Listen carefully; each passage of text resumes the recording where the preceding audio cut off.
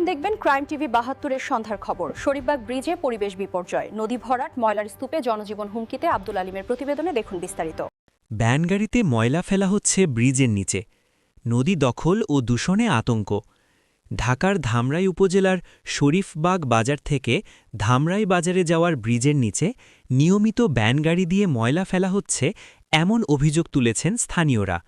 এলাকাবাসীর দাবি, ধামরাই পৌরসভার অধীনে চলা ব্যানগাড়িগুলো বাজার ও বিভিন্ন এলাকা থেকে ময়লা সংগ্রহ করে নির্ধারিত ডাম্পিং স্টেশনে না নিয়ে এসে ব্রিজের নিচে ও নদীর পাড়ে ফেলে যাচ্ছে। সরেজমিনে যা দেখা গেছে, একের পর এক ব্যানগাড়ি এসে ময়লা ফেলছে, প্লাস্টিক, পচা খাদ্য বর্জ্য, পশুর বর্জ্যসহ নানা ধরনের আবর্জনা। নদীর পানিতে ভাসছে ময়লা, আশপাশে তীব্র দুর্গন্ধ। নদীর স্বাভাবিক প্রবাহ বাধাগ্রস্ত হয়ে ধীরে ধীরে ভরাট হয়ে যাচ্ছে বলে আশঙ্কা করছেন স্থানীয়রা। জনস্বাস্থ্য ও পরিবেশ ঝুঁকি, ডেঙ্গু ও মশার প্রজনন বৃদ্ধি, পানিবাহিত রোগের আশঙ্কা, বর্ষায় জলাবদ্ধতার ঝুঁকি, নদীর জীব বৈচিত্র্য ধ্বংস।